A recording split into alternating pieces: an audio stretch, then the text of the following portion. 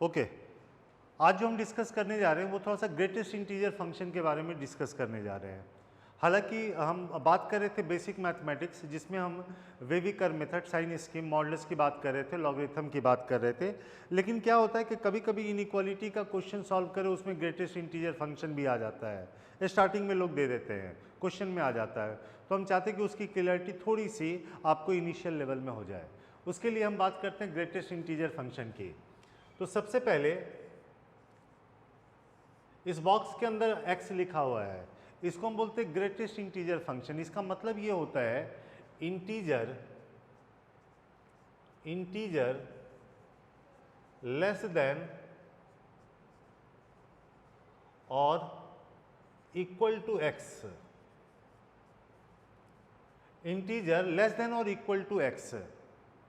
और थोड़ा समझे इसको, इसमें क्या है, इस बॉक्स में आप कुछ भी रखोगे ना, निकल के इंटीजर आ जाएगा। सबसे पहले दिमाग में आप ये सेट कर लो, इस बॉक्स में कुछ भी रखोगे निकल के इंटीजर आएगा, और वो आएगा या तो लेस आएगा या इक्वल टू x आएगा। फॉर एग्जाम्पल, अगर मान लो कि बॉक्स के अंदर आपने 7.4 रखा, तो नंबर लाइन पे देखो कि 7.4 से पहले कौन सा इंटीजर है। तो 7.4 से पहले जो इंटीजर है वो 7 है, तो इसकी वैल्यू 7 हो जाएगी। और अगर इस बॉक्स के अंदर -7.4 रखा, तो इससे निकल के आएगा इंटीजर। नंबर लाइन पे देखो -7.4 कहां पे है, उससे लेस इंटीजर कौन सा होगा, तो उससे लेस इंटीजर है -8, ये लिख दिया। और बॉक्स के अंदर अगर आपने 7 रखा, तो ये निकल के 7 आएगा। देखो, बॉक्स के अंदर अगर इंटीजर रखा तो निकल के इंटीजर आएगा, और इंटीजर नहीं रखा तो उससे लेस इंटीजर जो नंबर लाइन में अवेलेबल है उसको आपको लिख देना है। तो अगर हम बात करें कि ये इसकी वैल्यू x के बराबर कब होगी, ये x के बराबर तभी होगी जब x बिलोंगिंग टू इंटीजर होगा।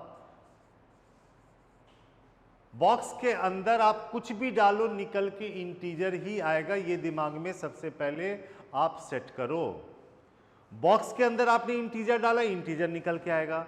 इंटीजर नहीं डाला तो नंबर लाइन पे देखो कि वो कहां पे है, उससे जस्ट लेस इंटीजर आप ले लो। और क्लियर करते हैं बच्चे, ये हमने नंबर लाइन बना दिया। ये 0 है, ये 1 है, ये 2 है, ये 3 है, ये -1 है, ये -2 है, ये -3 है।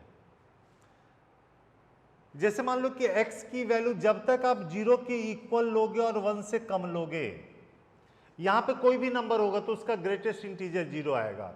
मतलब इस बॉक्स की जो वैल्यू होगी वो 0 हो जाएगी। जैसे आप x की वैल्यू 1 के इक्वल जब तक 2 से कम रखोगे, इस बॉक्स की जो वैल्यू आएगी वो 1 आएगी। जब आप x की वैल्यू -1 के इक्वल रखोगे और 0 से कम रखोगे, यहां वाले जितने भी नंबर हैं उससे लेस इंटीजर जो होगा वो -1 होगा, तो इस बॉक्स की वैल्यू -1 होगी, एंड सो ऑन। इसको ऐसे लिखते हैं। अगर कहीं ये लिखा हुआ है बच्चे, इसकी वैल्यू जो है वो 2 है, इसका क्या मीनिंग हुआ?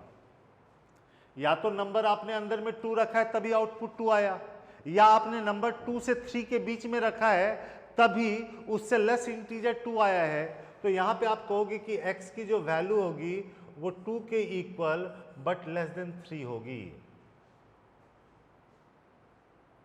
अगर ग्रेटेस्ट इंटीजर 3 है, इसका मतलब है कि x की जो वैल्यू है वो 3 से 4 के बीच में हुई होगी, तभी उसका ग्रेटेस्ट इंटीजर 3 आया होगा, एंड सो ऑन। मान लो आपके पास ये क्वेश्चन आ गया बच्चे, देखो x के ग्रेटेस्ट इंटीजर का square -5 greatest integer of x है, +6 = 0 है। इसको सॉल्व करने के लिए आ गया, तो आप क्या करोगे, इस बॉक्स का नाम t दोगे। ध्यान रहे t का मतलब है इंटीजर, t ऑलवेज इंटीजर होगा। जैसे आपने इसको t माना, t पे कंडीशन आ गया कि t इंटीजर है, तो यहाँ से आपने लिख दिया t² -5t + 6 = 0। सॉल्व करके t की आपके पास 2 वैल्यू आ गई बच्चे, 2 और 3 आ गई। t आपने इसको माना है, तो इसकी वैल्यू या तो 2 हो गई या इसकी वैल्यू 3 होगी। जब इसकी वैल्यू 2 होगी इसका मतलब x की वैल्यू 2 से 3, 2 के इक्वल भी हो सकती है, और यहां से x की वैल्यू 3 से लेके 4 हो गई। या तो x की ये वाली वैल्यू होगी या ये वाली वैल्यू होगी। आप चाहो तो x की वैल्यू आप लिख सकते हो कहां से कहां तक, x की वैल्यू आप लिख सकते हो 2 के equal greater than equal to 2 but less than 4 तक लिख सकते हो बच्चे। ये इसका सॉल्यूशन हो गया। तो ग्रेटेस्ट इंटीजर से डरना नहीं है बच्चे। अगर मान लो ये बॉक्स लिखा हुआ है तो समझ में आना चाहिए इसका मतलब है इंटीजर।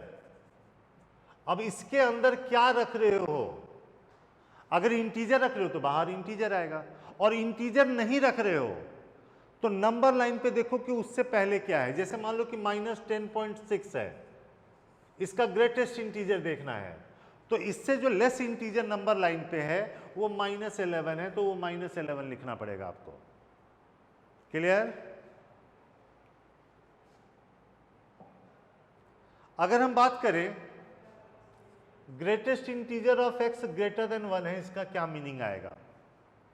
x की वैल्यू निकालनी है आपको, तो आप कहोगे भाई ये तो इंटीजर है, इंटीजर की वैल्यू 1 से ज़्यादा है, इसका मतलब आप कह रहे हो कि इसकी वैल्यू जो है 2 होगी, 3 होगी, 4 होगी, 5 होगी, 6 होगी, यही सब पॉसिबल है। और ये तभी होगा जब x की जो वैल्यू है वो ग्रेटर देन इक्वल टू 2 हुआ होगा।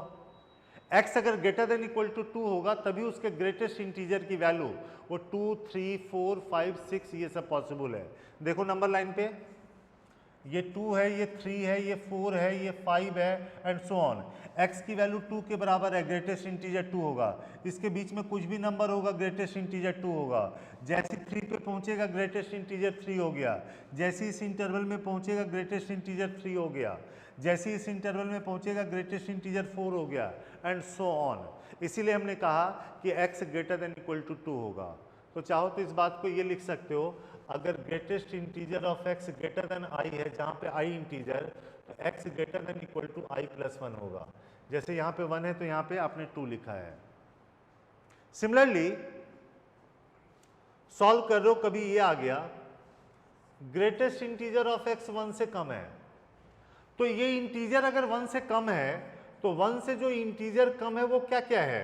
1 से इंटीजर कम 0 होगा, -1 होगा, -2 होगा, -3 होगा एंड सो ऑन। अब जरा नंबर लाइन पे देखो,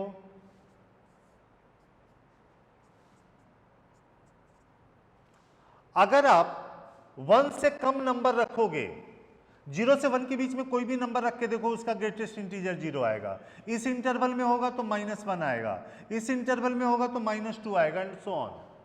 तो इसीलिए आप डायरेक्ट कह सकते हो इस केस में कि x की जो वैल्यू है वो 1 से कम होगी। x अगर 1 से कम होगा तो उसका ग्रेटेस्ट इंटीजर ये सब आएगा। तो इस बात को देखो, यहां ये लिखा हुआ था, डायरेक्ट आपने ये लिख दिया।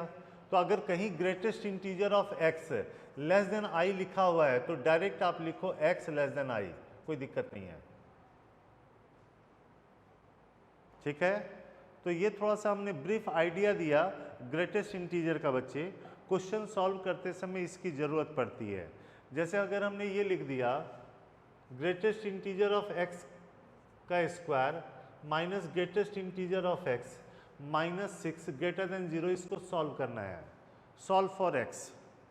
तो सबसे पहले आप क्या करना, ग्रेटेस्ट इंटीजर ऑफ x को t मान लेना। दिमाग में ध्यान में रखना कि ये जो t है ऑलवेज इंटीजर होगा बच्चे, t ऑलवेज इंटीजर होगा।